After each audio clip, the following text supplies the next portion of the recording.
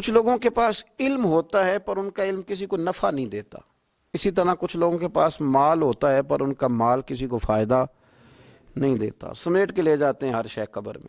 حضرت ابوبکر صدیق رضی اللہ تعالیٰ عنہ کا مال اتنی شان والا تھا کہ آپ رضی اللہ تعالیٰ عنہ کاروبار کرتے تھے اور کپڑے کا کاروبار کرتے تھے اور وسیع کاروبار کرتے تھے۔ جس دن آپ نے اسلام قبول کیا آپ کے پاس 40,000 دینار تھے۔ 40,000 دینار بہت بڑے امیر آدمی کے پاس ہوتے تھے۔ 40,000 دینار تھے، کچھ نے درہم بھی لکھیں، 40,000 تھے، لیکن آپ نے سارے کے سارے راہ خدا میں خرچ کر دی۔ میں نے یہ نہیں کہا کہ اس میں سے 2.5% زکوٰۃ دی، میں نے یہ نہیں کہا، میں نے کہا کہ سارے کے سارے راہ خدا میں خرچ کر دی۔ اور آپ نے 1 منٹ کے لیے بھی کبھی توقف نہیں کیا کہ یہ میرے پاس مال ہے تو لہٰذا اب میں کس طرح کر کے اس کو خرچ کروں۔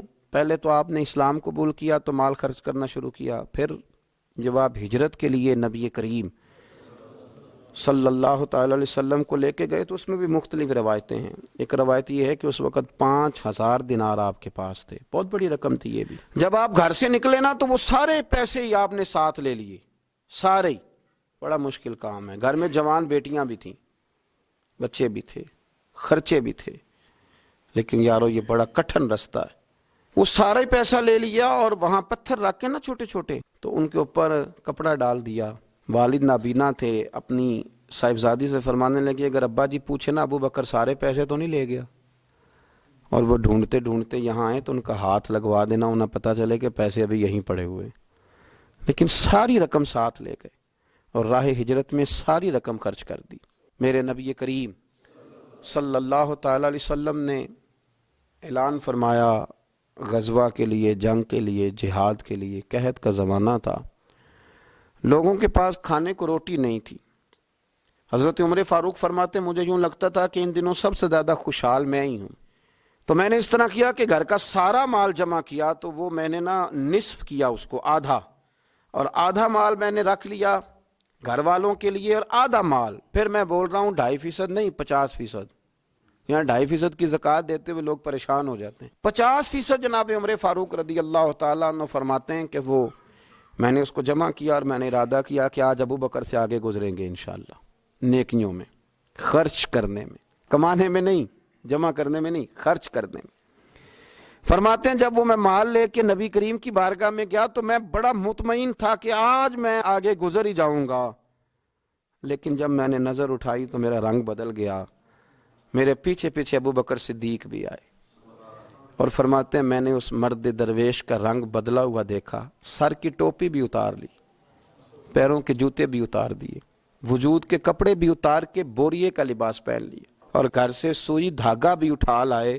کہتے ہیں مال رکھا، حضور نے مجھ سے پوچھا عمر کیا لائے ہو؟ میں نے کہا حضور آدھا لے آیا ہوں، آدھا چھوڑ آیا ہوں۔ نبی کریم بڑے خوش ہوئے، مجھ سے پوچھا تھا کیا لائے ہو، بات پہ غور کرنا، اور ابو بکر صدیق سے پوچھا ابو بکر گھر میں کیا چھوڑ کے آئے ہو؟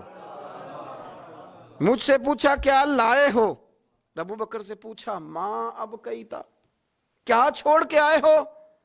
جناب صدیق اکبر نے نظر جھکائی، قربان جاؤں جواب پہ بھی، یہ نہیں کہا حضور کچھ نہیں چھوڑ کے، یار یہ بھی تو بندہ کہ سونے سارا ہی لے آیا ہوں، کیوں چھوڑنا تھا، آپ نے حکم کیا تھا چھوڑ، یہ نہیں کہا کہ یا رسول اللہ میں سارا لے آؤں، کیا جواب دیا؟ ماں اب کئی لہم اللہ و رسولہ، یا رسول اللہ صلی اللہ علیہ وسلم آپ نے پوچھا کیا چھوڑ کے آئے ہوں؟ میں گھر میں اللہ چھوڑ آیا ہوں، اللہ کا نبی چھوڑ آیا ہوں، میرا کو گھر خالی ہے وہاں اللہ کا ذکر ہوتا ہے، وہاں رسول اللہ کی نعت ہوتی ہے، حضور گھر میں اللہ رسول کا نام چھوڑ کے بھرا ہوا گھر چھوڑ کے آیا ہوں۔